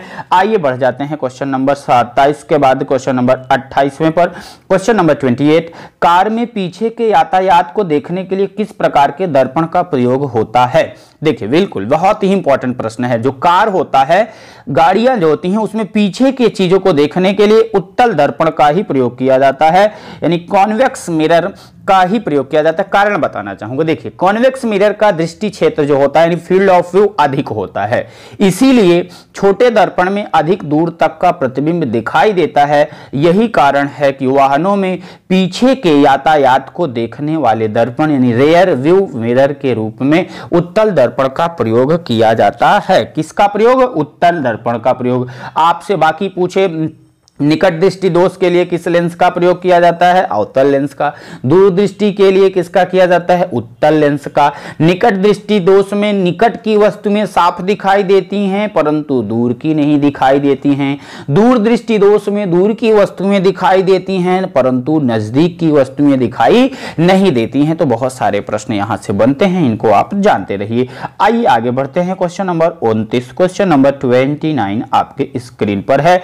दूरदृष्टि दोष वाले व्यक्ति के संबंध में निम्नलिखित कथनों में से कौन सा एक सही नहीं है। यानी दूरदृष्टि दोष से जो कोई व्यक्ति अगर परेशान है तो उसके लिए क्या दूरदृष्टि दोष यानी हाइपरमीट्रोपिया और हाइपरोपिया और फॉरसाइटनेस के लिए कहा जाता है। देखो व्यक्ति दूर की वस्तुओं को स्पष्टता देख सकता है, बिल्कुल अभी अभी हमने बताया कि दूरदृष्टि दोष से प्रभावित व्यक्ति को दूर की वस्तुएं स्पष्ट अर्थात क्लियर दिखाई देती हैं, जबकि निकट की वस्तुएं धुंधली यानी ब्लर दिखाई देती हैं, क्योंकि लेंस का आभ्यंतर अधिक होता है। देखो दिया है बिल्कुल, क्योंकि आंख द्वारा अपवर्तित प्रकाश रेटिना के पीछे वस्तु का प्रतिबिंब बनाता है, इसीलिए जो है उनका आभ्यंतर अधिक हो जाता है। ये भी तो सही है आपका, ठीक है। फिर निकट से पिंडों का प्रतिबिंब रेटिना के पीछे फोकस होता है, ये भी सही है। फिर इस दोष को ठीक करने के लिए अवतल लेंस का उपयोग किया। देखा यहां पर यही गलत कर दिया। इस दोष को दूर करने के लिए उत्तल लेंस का प्रयोग किया जाता है। किसका? क्वेश्चन कह रहा था कि कौन सा एक सही नहीं है, तो सही नहीं है, option D is the right answer हो जाएगा। आशा करता हूं कि आपको अच्छे से समझ में भी आ गया होगा। आइए बात करते हैं क्वेश्चन नंबर 30। क्वेश्चन नंबर 30वां आपकी स्क्रीन पर, विद्युत उपकरणों में अर्थ का उपयोग किया जाता है। अब विद्युत उपकरण में अर्थ का उपयोग सुरक्षा के लिए किया जाता है। अर्थ का मतलब आप समझिए, आपने देखा होगा अर्थिंग का नाम सुना होगा बचपन में या अभी भी सुनते होंगे, तो बहुत ध्यान से सुनिए। अर्थ का कनेक्शन करने से विद्युत उपकरण जीवित परिपथ अर्थात लाइफ सर्किट से संबंध होने से पहले पृथ्वी से जुड़ते हैं, जिससे अतिरिक्त वोल्टेज का नियंत्रण हो सके तथा उपकरण जलने से भी बच जाए। दो कारण होता है, एक तो अतिरिक्त वोल्टेज का नियंत्रण हो, जैसे मान लीजिए लाइट तेज भी आ जाए तब पर भी आपको जो है नियंत्रित कर सके, और साथ ही साथ जो है नियंत्रण भी कर सके। तो यानी कहने का मतलब क्या है, सुरक्षा की दृष्टि से ये आपको दिख रहा है ऑप्शन सी, बिल्कुल option C is the right answer हो जाएगा। आइए बात करते हैं क्वेश्चन नंबर 31 पर। क्वेश्चन नंबर 31, मानव शरीर की विद्युत प्रतिरोधकता होती है शुष्क स्थिति में। यहां पर एक बात लिख दिया, विद्युत प्रतिरोधकता तो पूछा जा रहा है लेकिन शुष्क स्थिति की बात कर दी जा रही है। शुष्क स्थिति में क्या होती है? देखो, विद्युत प्रतिरोधकता कहने का मतलब इलेक्ट्रिकल रेजिस्टेंस की बात की जा रही है। तो मानव शरीर की प्रतिरोधकता शुष्क स्थिति में जो होती है 10 की पावर 5 ओम होती है। 10 की पावर 5 ओम होती है, यानी इसको आप लिखना चाहो 10 की पावर 5, यानी ऐसे लिख सकते हो, इकाई 1 2 3 4 5, यानी 1 5 लिख के 0, ये ओम। ओम को इस तरीके से भी व्यक्त किया जाता है। ये आपकी शुष्क स्थिति में होती है, शुष्क में आपसे पूछा जा रहा है। लेकिन कल को आपसे आर्द्र स्थिति में भी पूछा जा सकता है, तो आप जानते रहिए आर्द्र स्थिति में क्या होती है साथियों। आर्द्र स्थिति में जो होती है प्रतिरोधकता वो 10 की पावर 3 ओम हो जाती है। कितना हो जाता है? 10 की पावर 3 ओम, यानी कहने का मतलब इसका यह है कि 1000 ओम होता है। कितना होता है साथियों? 1000 ओम होता है। कब? आर्द्र की स्थिति में। तो दोनों पहलुओं को आपको पता होना चाहिए कि कौन सी स्थिति में कब पूछा जाएगा, तो आप क्या बताएंगे। तो बिल्कुल आपका ऑप्शन इसका सही हो गया, B is the right answer. आइए बात करते हैं क्वेश्चन नंबर 32 पर। क्वेश्चन नंबर 32 आपकी स्क्रीन पर है। कह रहा है ट्रांसफार्मर प्रयुक्त होते हैं। ट्रांसफार्मर किसके लिए प्रयोग किए जाते हैं आपको बताना है। देखिए ट्रांसफार्मर होता क्या, पहले तो ये जान जाओ। ट्रांसफार्मर एक विद्युत उपकरण है जो विद्युत शक्ति नष्ट किए बिना प्रत्यावर्ती धारा यानी अल्टरनेटिव करंट यानी एसी का वोल्टेज बढ़ाने अथवा घटाने के लिए प्रयोग किया जाता है। यह विद्युत चुंबकीय प्रेरण यानी इलेक्ट्रोमैग्नेटिक इंडक्शन के सिद्धांत पर कार्य करता है। ट्रांसफार्मर दो प्रकार के होते हैं। एक होता है आपका ऊंचाई ट्रांसफार्मर, जिसको आप कहते हैं स्टेप अप ट्रांसफार्मर, जो विद्युत धारा का वोल्टेज बढ़ाता है, तथा दूसरा होता है अपचाई ट्रांसफार्मर यानी स्टेप डाउन ट्रांसफार्मर, जो विद्युत धारा का वोल्टेज कम करता है। तो भैया कुल मिला के ये क्या करता है, एसी वोल्टेज को घटाने अथवा बढ़ाने के लिए इसका प्रयोग किया जाता है, यानी option D is the right answer हो जाएगा। इस क्वेश्चन का सही जवाब, सटीक जवाब क्या होगा साथियों, option D is the right answer हो जाएगा। आ गया, समझ में आ गया। चले आगे, बिल्कुल option D is the right answer हो जाएगा। आशा करता हूं कि आ ही गया होगा, नहीं आया होगा तो फिर से आ जाएगा, आएगा, लेकिन घबराने की कोई आवश्यकता नहीं है, बार बार देखेंगे तो आएगा ही आएगा, समझ में आएगा। आइए बात करते हैं क्वेश्चन नंबर 33। क्वेश्चन नंबर 33, यदि किसी दंड चुंबक को दो बराबर भागों में काट दिया जाए तो प्रत्येक टुकड़े की ध्रुवीय शक्ति पर क्या प्रभाव पड़ेगा। अब यह क्वेश्चन क्या करें, बड़े गौर से समझिएगा, बहुत ही प्यारा प्रश्न है मेरे साथियों। यदि किसी दंड चुंबक को दो बराबर हिस्सों में काट दिया जाए तो प्रत्येक भाग में एक स्वतंत्र चुंबक के समान व्यवहार करेगा, अर्थात उसका एक सिरा उत्तरी ध्रुव तथा दूसरा दक्षिणी ध्रुव बन जाएगा, यानी दो सिरे बन जाएंगे। यानी क्या होगा, क्वेश्चन कह रहा है कि यदि किसी दंड चुंबक को दो बराबर भागों में काट दिया जाए तो प्रत्येक टुकड़े की ध्रुवीय शक्ति पर क्या प्रभाव पड़ेगा, कोई प्रभाव नहीं पड़ेगा, यानी अपरिवर्तनीय परिवर्तित रहेगी। अब बच्चे गलती कहां से करते हो, ये प्रश्न आपके सिविल की परीक्षा में पूछा गया। बच्चे गलत कैसे कर दिए? बच्चे गलत करने का कारण ये होता है आप दिल से सोचने लगते हो। परीक्षा में दिल और दिमाग दोनों रखना पड़ता है, नहीं तो गलत हो जाता। देखो शून्य हो जाएगी। आप ये सोचते हो कि यार बदला ही नहीं तो मतलब शून्य हो गया। मतलब आपसे ये कहा जाए कि भैया जरा ये बताओ इस महीने में आपने कितनी कमाई की। अब आपने एको रुपए कमाई नहीं की, मान लेते हैं एको रुपए आपके पास नहीं आया। आप जवाब दे देते हो एको रुपए नहीं आया, एक शून्य हो गया, सब शून्य हो गया, मतलब जो था भी वो खत्म हो गया, बराबर जीरो हो गया। नहीं, इसका मतलब आपको पैसा नहीं आया, जो आपके पास था वही के वही रह गया, यानी आप परिवर्तित रह गई। यानी option D is the right answer होगा। आगे बढ़ें साथियों क्वेश्चन नंबर 34 की तरफ। बहुत ध्यान से समझिएगा, बहुत ध्यान से पढ़िएगा। इतने सारे महत्वपूर्ण प्रश्न इतने अच्छे तरीके से एक्सप्लेन कराएंगे कि आपकी परीक्षा में 100% प्रश्न मिल जाएंगे, क्योंकि आपके सामने एसपी शुक्ला एजुकेट संस्थान के माध्यम से मैं एसपी शुक्ला आपकी परीक्षा तक दम नहीं लेने वाला हूं। आपको न दम लेने दूंगा तब तक जब तक अब की बार आपको सफलता नहीं दिला दूंगा, तब तक। तो चलिए क्वेश्चन नंबर 34 क्या कह रहा है, सिलिकॉन क्या है। अब देखो बहुत इंपॉर्टेंट प्रश्न है। भौतिक विज्ञान फिजिक्स में आपने क्लास 12th में भी पढ़ा होगा, 10th में भी पढ़ा होगा। सिलिकॉन जिसको SI कहते हो, सिलिकॉन SI पृथ्वी पर ऑक्सीजन के बाद दूसरा सर्वाधिक पाया जाने वाला रासायनिक तत्व है। यानी आपसे देखो दो प्रश्न का उत्तर दे रहा हूं। पहले प्रश्न का जवाब पृथ्वी पर लिख लो, पृथ्वी पर सर्वाधिक पाया जाने वाला, पृथ्वी पर सर्वाधिक पाया जाने वाला क्या, सर्वाधिक पाया जाने वाला रासायनिक तत्व कौन सा है जरा बताओ। चलो बताओ जरा। पृथ्वी पर ऑक्सीजन के बाद, मैंने बताया देखो मेरे वाक्यों को पकड़ा करो, सेंटेंस। पृथ्वी पर ऑक्सीजन के बाद यानी सबसे ज्यादा पहले स्थान पर कौन है, ऑक्सीजन, O2 जिसको कहते हो ऑक्सीजन। O2 के बाद कौन सा है, पहला तो ऑक्सीजन, ऑक्सीजन के बाद दूसरा क्या है, सिलिकॉन है, SI है। सिलिकॉन जिसको अर्धचालकों सेमीकंडक्टर्स के निर्माण में सिलिकॉन का सर्वाधिक प्रयोग किया जाता है। अर्धचालक उन पदार्थों को कहते हैं जिनकी विद्युत चालकता यानी इलेक्ट्रिकल कंडक्टिविटी जो होती है या कनेक्टिविटी जो होती है, उसको जो भी कहते होंगे इंग्लिश में से कुछ होता है, कंडक्टिविटी होता है कि या कंडक्टिविटी ही शायद होता है ना। इलेक्ट्रिकल कंडक्टिविटी चालकों यानी कंडक्टर्स से कम परंतु अचालकों यानी नॉन कंडक्टर से अधिक होती है। तो क्वेश्चन आपका कह रहा है सिलिकॉन क्या है, तो सिलिकॉन को अर्धचालक कहा जाता है। बस इतनी सी बात जान लो, सेमीकंडक्टर्स होते हैं। क्या होते हैं ये, अर्धचालक होते हैं यानी सेमीकंडक्टर्स होते हैं। Option A is the right answer. पृथ्वी पर सर्वाधिक पाया जाने वाला रासायनिक तत्व कौन सा है, ऑक्सीजन। ऑक्सीजन के बाद पृथ्वी पर पाया जाने वाला दूसरा सर्वाधिक तत्व कौन सा है, सिलिकॉन। सिलिकॉन क्या है, अर्धचालक यानी सेमीकंडक्टर्स है। आशा करता हूं कि बहुत अच्छे से आपको समझ में आ गया होगा। आइए बढ़ चलते हैं क्वेश्चन नंबर 35 पर।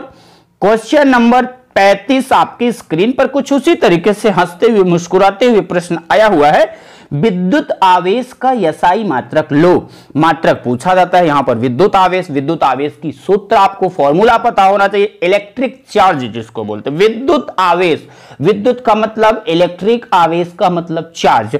विद्युत आवेश का SI मात्रक है। इलेक्ट्रिक चार्ज होता क्या है, पहले तो ये जान लो। विद्युत आवेश होता क्या है, तो विद्युत आवेश के प्रवाह को विद्युत धारा कहते हैं। प्रवाह का मतलब बहने की दर। जैसे पानी की धारा क्या कहते हो, कहते हैं ना गंगा जी में पानी बड़ी तेजी से भर, भाई बहुत तेजी से धारा आ रही है, संगम में बहुत तेजी से धारा आ रहा है, जल छोड़ा गया है। तो उसी तरीके से जो इलेक्ट्रिक जिस परिपथ में बहती है उसी को विद्युत आवेश की धारा कहते हैं। पहले ये समझो, बहुत आराम से समझो। विद्युत आवेश अर्थात इलेक्ट्रिक चार्ज के प्रवाह को विद्युत धारा कहते हैं। विद्युत आवेश का SI मात्रक कूलॉम होता है। क्या होता है, कूलाम। अगर इंग्लिश में देखोगे तो बी साइलेंट होता है, इसीलिए कई लोग कूलॉम्ब बोलते हैं, लेकिन होता कूलाम ही है। लिख देता हूं भैया स्पेलिंग, COULOMB। क्या होता है? COULOMB यानी कूलाम है। आवेश कितने प्रकार के होते हैं? 2 प्रकार के। कैसे? ऐसे समझ लो, जैसे लिंग 2 प्रकार के होते हैं, एक पुल्लिंग और दूसरा स्त्रीलिंग, वैसे आवेश 2 होते हैं। एक क्या होता है भैया? धनात्मक आवेश, और दूसरा होता है ऋणात्मक आवेश। धनात्मक आवेश का मतलब होता है पॉजिटिव और ऋणात्मक का मतलब होता है नेगेटिव। यानी आवेश आपसे पूछा जाए कि चार्ज कितने प्रकार के होते हैं, तो 2 होते हैं, पॉजिटिव एंड नेगेटिव। आशा करता हूं कि बहुत अच्छे से समझ ही गए होंगे। Option B is the right answer हो जाएगा। बढ़े आगे, चलें आगे। आइए क्वेश्चन नंबर 36 पर बढ़ जाते हैं। क्वेश्चन नंबर 36 आपके स्क्रीन पर है। अतिचालक का लक्षण है। अब इसमें आपसे पूछा जाता है कि अतिचालक, जो अतिचालक होते हैं उनके लक्षण के बारे में पूछा जा रहा है। ऐसे पदार्थ या धातु जिनमें एक निश्चित ताप पर प्रतिरोधकता 0 हो जाती है अतिचालक या सुपर कंडक्टर्स कहलाते हैं। एल्यूमिनियम Al, पारा Hg तथा सीसा Pb प्रमुख अतिचालक में नाम इनका आता है। तो आपसे क्वेश्चन क्या कर रहा है? 0 प्रतिरोधकता। तो बिल्कुल ऐसे पदार्थ या धातु जिनमें एक निश्चित ताप पर प्रतिरोधकता 0 हो जाती है उसी को अतिचालकता कहते हैं। यानी option C is the right answer हो जाएगा। Very good, option C is the right answer. आइए बढ़ते हैं अगले प्रश्न पर। क्वेश्चन नंबर 37, क्वेश्चन नंबर 37 आपके स्क्रीन पर। जब 2 लोग आपस में बात करते हैं तो कितने डेसिबल की ध्वनि उत्पन्न होती है? याद करिए, मैंने क्लास में स्टार्टिंग में ही बताया था आपको ध्वनि की तीव्रता के बारे में कि आदमी जब फुसफुसाता है, प्रेमी प्रेम का मान लो मोबाइल पे बैठे हैं, चिपक के बतिया रहे हैं, हेलो हाय कैसी हो कैसे नहीं हो, तो देखो किस तरीके से बोलते हैं, मम्मी पापा बगल में हो सुनाई ना पड़े किसी से। या फिर आपने देखा होगा फुसफुसाहट आती है, ट्रेन की आवाज, एरोप्लेन जो जेट वायुयान उड़ता है उस समय पूछा जाता है कि कितने डेसिबल होता है। रॉक स्टार्स ऑर्केस्ट्रा के लिए पूछा जाता है। तो मैंने सारा बताया हुआ है, एक एक पॉइंट मैंने बताया हुआ है। फिर भी अगर भूल गए हो तो उसे आप पीछे देखो, अभी इसी सेशन में मैंने बताया है। तो सुनिए, जब 2 लोग आपस में बात करते हैं यानी सामान्य बातचीत की अवस्था आएगी, ऐसी स्थिति में यानी आपका सही जवाब क्या हो जाएगा? लगभग 30 डेसिबल, यानी कितना? लगभग 30 डेसिबल, 30 डेसिबल। फिर से समझ लीजिए, ध्वनि की तीव्रता लोगों की बातचीत के प्रकार पर निर्भर करती है। फुसफुसाहट जब होती है, विस्परिंग जो होती है, उसमें 15 से 20 डेसिबल, सामान्य बातचीत में लगभग 30 से 60 डेसिबल, 30 से 60 डेसिबल, तथा तेज आवाज में बातचीत 70 से 80 डेसिबल की ध्वनि में उत्पन्न होता है। तो आपसे नॉर्मली क्वेश्चन कह रहा था सामान्य बातचीत के लिए, तो option C is the right answer हो जाएगा। आइए बात करते हैं अगले प्रश्न पर। हम क्वेश्चन नंबर 38 पर, क्वेश्चन नंबर 38, क्वेश्चन नंबर 38 क्या कह रहा है? पराश्रव्य वे ध्वनियां हैं जिनकी आवृत्ति होती है। अब यहां पर पराश्रव्य ध्वनियों की आवृत्ति के बारे में पूछा जा रहा है। पराश्रव्य ध्वनियां कहने का मतलब होता है अल्ट्रासोनिक वेव्स। वेव्स नहीं, वेव्स का मतलब होता है यहां पर ध्वनियां कह रहा है तो साउंड्स हो जाएगा, वो तरंग होता है। वेव्स का मतलब तरंग होता है, जो पानी में मारे चिब्बी तो पानी 3 बार उलझ के गया, वहां तरंग होता है। लेकिन यहां पर आवाज की बात की जा रही है, साउंड की बात की जा रही है। तो पराश्रव्य वे ध्वनियां हैं जिनकी आवृत्ति 20,000 हर्ट्ज से अधिक होती है, 20,000 प्लस हर्ट्ज। हर्ट्ज क्या होता है? आवृत्ति की इकाई हर्ट्ज होती है, या आवृत्ति का मात्रक हर्ट्ज होता है। यह भी कई बार मैंने बताया हुआ है। देखिए, मनुष्य सामान्यतया उन्हीं ध्वनियों को सुन सकते हैं जिनकी आवृत्ति कितनी हो। अभी पीछे आपने देखा 20 हर्ट्ज, 20 हर्ट्ज से लेकर के कितना 20,000 हर्ट्ज तक की ध्वनियां जो होती है, इसको मनुष्य क्या करता है? सुन सकता है के माध्यम से होती। जैसे कुछ जीव जैसे हैं, व्हेल मछली की बात कर लीजिए, कुत्ता की बात कर लीजिए, आदि पराश्रव्य ध्वनियों को सुन सकते हैं। किसकी ध्वनियों को? यानी पराश्रव्य, यानी 20,000 हर्ट्ज से अधिक ध्वनियों को भी सुन सकते हैं। व्हेल मछली हो गई, कुत्ता हो गया, कुत्ता कान बड़ा तेज होता है, आप बगल से जाइए कितना भी सोता रहे। इसीलिए विद्यार्थी के 5 लक्षण में एक लक्षण दिया जाता है, क्या? कागचेष्टा वकोध्यानम श्वान निद्रा तथा च अल्पहारी गृहस्थ्यागी विद्यार्थिना पंचलक्षणम। श्वान निद्रा, श्वान का मतलब कुत्ता ही होता है, यानी कुत्ते की तरह विद्यार्थी को सोना चाहिए। तुरंत कुछ जाओ, आप तुरंत खट हो, तुरंत पट से उठ जाओ, तुरंत तैयारी में लग जाओ, सफलता एक दिन कदम अवश्य चूमेगी, बिल्कुल चूमेगी। विश्वास अपना कभी डिगमगाने मत देना। अपने विश्वास को आपसे बेहतर कोई नहीं जानता, इस संसार में कोई नहीं जान सकता आप क्या हैं, इसीलिए आप अपने आप को पहचानिए। दुनिया क्या कहती है, एक दिन दुनिया सलामी ठोकेगी, जिस दिन आपके ऊपर आपकी जो इच्छाएं हैं उसको आप पूर्ति करोगे। आइए क्वेश्चन नंबर 39 पर बात करते हैं। क्वेश्चन नंबर 39, क्वेश्चन नंबर 39, आधुनिक आयुर्विज्ञान में नाभिकीय औषधियां नैदानिक और उपचार के प्रभावी उपकरणों के रूप में उभर रही हैं। ये वास्तव में हैं। किसकी बात की जा रही है? आधुनिक आयुर्विज्ञान यानी मेडिकल साइंस। आयुर्विज्ञान का मतलब होता है मेडिकल साइंस की बात की जा रही है कि मेडिकल साइंस में नाभिकीय औषधियां नैदानिक और उपचार के प्रभावी उपकरणों के रूप में उभर रही हैं। वास्तव में ये हैं। आपने देखा होगा कोरोना वायरस कितना जो है आप इंडिया का ही नहीं पूरे वर्ल्ड में ही लगभग इसकी त्रासदी आपने देखी ही है। तो निदान का मतलब होता है डायग्नोसिस तथा उपचार का मतलब होता है ट्रीटमेंट। अभी देखिए कोरोना की दवा भी लग रही है, इंजेक्शन भी जो है लग रही है। तो निदान तथा उपचार के लिए प्रयोग की जाने वाली नाभिकीय औषधियां वास्तव में विभिन्न तत्वों के रेडियो सक्रिय समस्थानिक यानी रेडियो एक्टिव आइसोटोप्स हैं। इनके प्रयोग से मानव शरीर में ट्यूमर का पता लगाया जाता है, कैंसर से ग्रस्त कोशिकाओं तथा मस्तिष्क के ट्यूमर को नष्ट किया जाता है। तो बहुत सारे कारण हैं। तो आपसे क्वेश्चन क्या कह रहा है? आधुनिक आयुर्विज्ञान में नाभिकीय औषधियां नैदानिक और उपचार के प्रभावी उपकरणों के रूप में उभर रही हैं। ये वास्तव में क्या हैं? तो ये वास्तव में रेडियो आइसोटोप्स हैं। क्या हैं साथियों? Radio isotopes. Option C is the right answer हो जाएगा। बढ़ते हैं इस भौतिक विज्ञान के इस सेशन का अंतिम प्रश्न लेकर के क्वेश्चन नंबर 40 आपके स्क्रीन पर। गुरुत्वाकर्षण क्या हो जाएगा? गुरुत्वाकर्षण के नियम को किसने परिभाषित किया? गुरुत्वाकर्षण के नियम को किसने परिभाषित किया? बहुत आराम से, बहुत आसानी से आप जवाब दे दोगे। क्या? ऑप्शन ए हो जाएगा न्यूटन। बिल्कुल न्यूटन के बारे में आपने पढ़ा है। आर्किमिडीज के बारे में मैंने उत्प्लवन का सिद्धांत बता दिया। गैलीलियो के बारे में पढ़ा आपने, फैराडे के बारे में पढ़ा। तो गुरुत्वाकर्षण का नियम किसने दिया? आपको पता है, न्यूटन ने। देखिए सार्वजनिक गुरुत्वाकर्षण का नियम, जिसको हम यूनिवर्सल लॉ ऑफ ग्रेविटेशनल कहते हैं, तो ये इंग्लैंड के वैज्ञानिक सर आइजैक न्यूटन द्वारा परिभाषित किया गया। इस नियम के अनुसार द्रव्यमान युक्त कोई भी दो पिंड एक दूसरे पर एक आकर्षण बल लगाते हैं, जिसे गुरुत्वाकर्षण बल कहते हैं। यदि यह बल पृथ्वी द्वारा किसी पिंड पर लगाया जा रहा है तो इसे गुरुत्व या ग्रेविटी कहा जाता है।